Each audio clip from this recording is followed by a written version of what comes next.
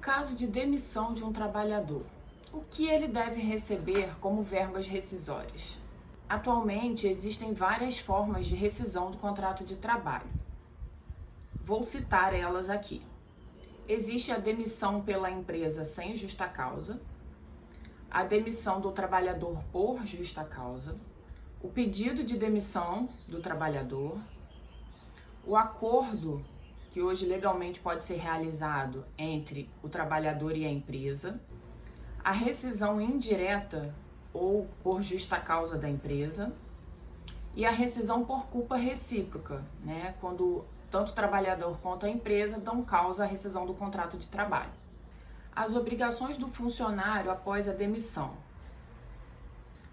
Após a ocorrência da demissão, o funcionário deve assinar o pedido de demissão ou a demissão dada pela empresa e deve cumprir o aviso prévio, que em regra é de 30 dias. Esse período do aviso prévio vai ser quitado na rescisão, né, como dias trabalhados.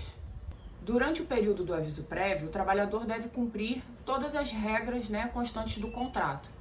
A jornada de trabalho, os horários de entrada e saída, intervalos. Se ocorrer do trabalhador conseguir um novo emprego durante esse período do aviso prévio, a empresa é obrigada a dispensá-lo dos dias restantes que faltam ao aviso prévio.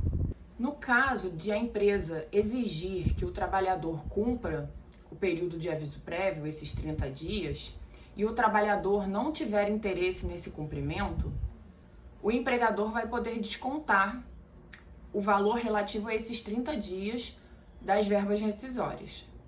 No caso da empresa dispensar o trabalhador do cumprimento do aviso, seria um aviso prévio indenizado, o trabalhador vai receber esse período, né, relativo aos 30 dias do aviso prévio, na rescisão como uma forma de indenização, mesmo não tendo efetivo trabalho nesse período. Inclusive, nesse caso do aviso prévio indenizado, a data do fim do contrato ela é projetada 30 dias à frente, como se tivesse efetivamente trabalhado. E quais são as obrigações da empresa após a rescisão do contrato? Depois de fazer a demissão, a empresa terá sempre o prazo de 10 dias para efetuar o pagamento das verbas rescisórias. Isso vai acontecer tanto no pedido de demissão, quanto na dispensa sem justa causa ou por justa causa. Em todos os casos, o prazo para o pagamento das verbas rescisórias será de 10 dias corridos. Caso a empresa ultrapasse esse prazo de 10 dias para o pagamento, vai ser penalizada com uma multa no valor relativo ao salário do trabalhador. Além disso, após o término do cumprimento do aviso prévio, a empresa deve encaminhar o trabalhador para a realização do exame demissional. O exame demissional deve ser feito sempre que o contrato de trabalho se estende para além de 135 dias do seu início. Ou seja, se a dispensa ocorrer dentro de 135 dias da vigência do contrato de trabalho, não há necessidade de fazer o exame demissional. No entanto, se passar desses 135 dias, é obrigatória a realização do exame demissional para que seja aí formalizado o fim, né, desse contrato de trabalho.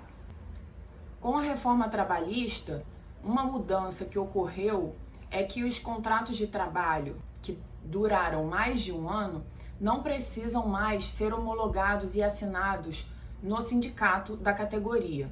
Assim, as rescisões podem ser feitas em qualquer local, dentro da empresa, no escritório de contabilidade da empresa ou em algum outro local neutro, enfim, não há mais essa obrigatoriedade, exceto quando há alguma previsão na convenção coletiva da categoria dispondo sobre esse tema.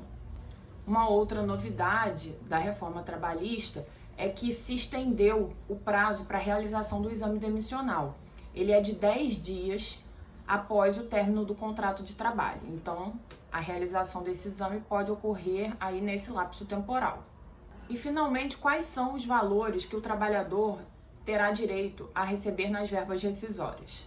O pagamento deve estar especificado e deve envolver o saldo de salário relativo aos dias trabalhados naquele mês, o aviso prévio, se for trabalhado ou se for indenizado, as férias vencidas, se houver, o período completo aí de aquisição ao direito das férias e estiver ainda dentro daquele período de gozo, mas com a rescisão, né, houve a interrupção, então paga-se as férias vencidas com um adicional de 1/3. As férias proporcionais também com um adicional de 1/3 dos meses, né, que sobram além do período aquisitivo das férias. O 13º salário proporcional ao ano trabalhado.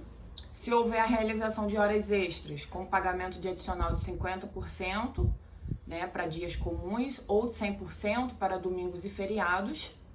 E, finalmente, a multa de 40% do FGTS, que também deve ser aplicada no caso de dispensa sem justa causa. Uma observação importante é que o período do aviso prévio, em regra, é de 30 dias. No entanto, para cada ano trabalhado, o funcionário tem direito a mais 3 dias no cômputo desse período do aviso prévio, podendo chegar a um limite de 90 dias. Então, se o funcionário tinha 2 anos de contrato de trabalho, o primeiro ano são 30 dias e o ano adicional 3 dias. Então, esse trabalhador terá direito a 33 dias de aviso prévio. Além de todo esse trâmite, a empresa deve entregar a seguinte documentação ao trabalhador: o termo de rescisão do contrato de trabalho, o chamado TRCT, a guia e chave de acesso aos valores depositados de FGTS, as guias para habilitação no seguro-desemprego junto ao INSS. Se o trabalhador solicitar, a empresa também deve entregar uma carta de recomendação, uma guia de autorização para a realização do exame demissional. A empresa deve fazer ainda o registro de saída na carteira de trabalho do trabalhador. Hoje, ela pode ser feita na carteira física ou na carteira digital, né? Que é uma novidade aí que temos nessa relação de trabalho. Outro ponto importante é que se o trabalhador exercia trabalho em ambiente insalubre ou perigoso, é importante que a empresa entregue o PPP, que é o perfil profissiográfico do trabalhador, para que ele, no futuro, possa, inclusive, comprovar, né, o trabalho nessas condições especiais para fins de aposentadoria especial junto ao INSS.